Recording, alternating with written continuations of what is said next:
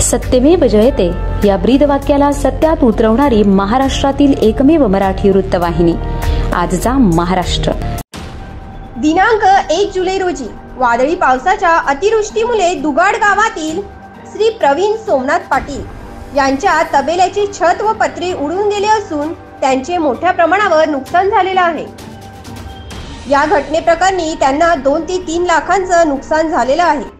नशिबाने यात कोणतीही जीवितहानी झाली नाही।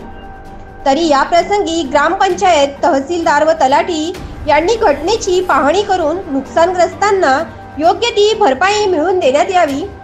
आजचा महाराष्ट्र न्यूज साठी महेश जाधव, अंबाडी।